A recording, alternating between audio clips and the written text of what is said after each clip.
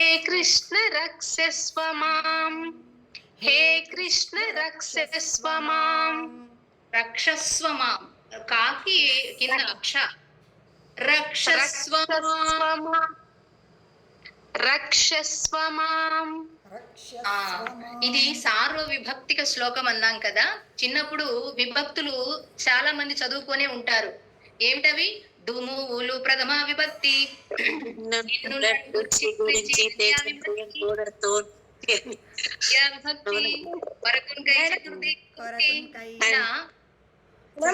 దాంట్లో కృష్ణ సంరక్షమాం ఉంది మేడం. సంరక్షమాం అని రక్షమాం అన్నా ఏదైనా ఒకటే అండి.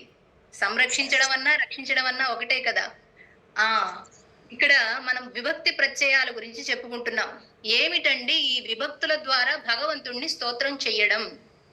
విభక్తుల ద్వారా ఎందుకు స్తోత్రం చెయ్యాలి అంటే ఇది ఒక సంప్రదాయమైనటువంటి పద్ధతి.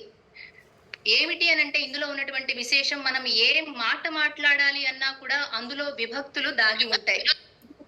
నేను మాట్లాడుతున్నాను, లేకపోతే నా వల్ల ఇది పలుకుతోంది, నా వల్ల ఇది చేయబడుతోంది అని ఇట్లా ఏదైతే వర్డ్ ఫార్మేషన్ చేస్తామో అందులో దాగి ఉన్నటువంటి విభక్తుల ద్వారా ఒక వాక్యం అనేది నిర్మితమవుతుంది. వాక్య నిర్మాణం చేయాలంటే విభక్తి ప్రత్యయాలు అవసరమవుతాయి.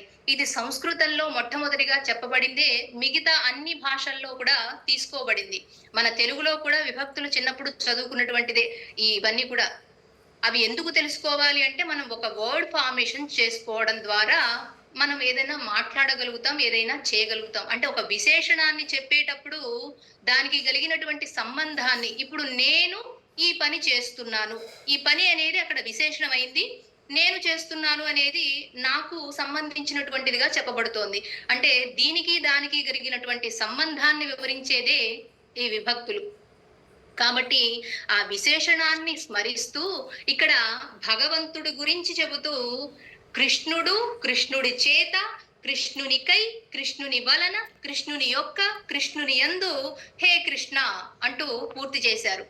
సమస్తమైనటువంటి విభక్తులన్నీ కూడా ఇక్కడ చెప్పబడ్డాయి.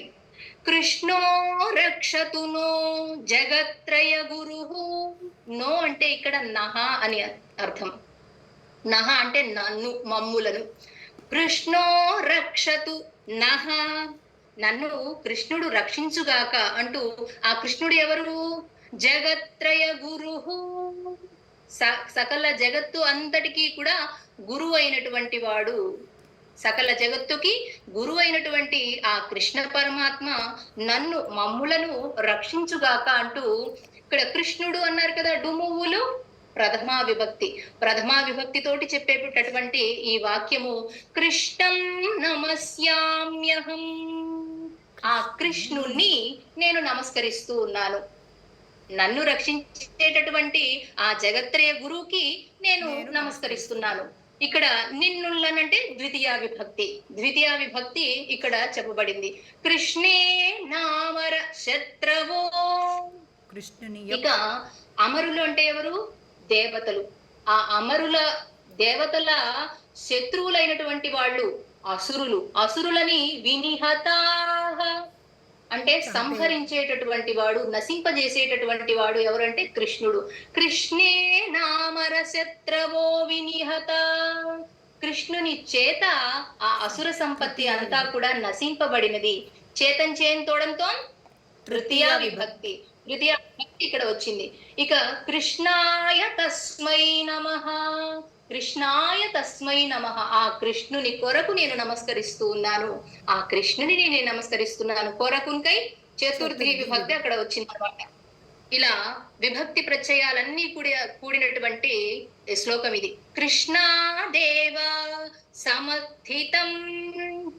దేవ, కృష్ణా దేవ, కృష్ణుడు ఏవ అంటే ఆయన వల్లనే, సముత్థితం ఆయన వల్లనే ఈ సర్వ జగత్తు కూడా, జగదితం సర్వ జగత్తు కూడా నడపబడుతూ ఉన్నది. వలనం కంటెన్ బట్టి పంచమీ విభక్తి ఇక్కడ వచ్చిందనమాట.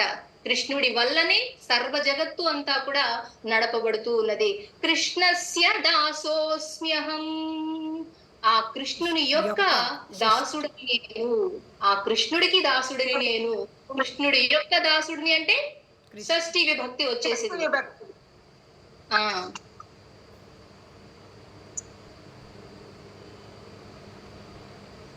హలో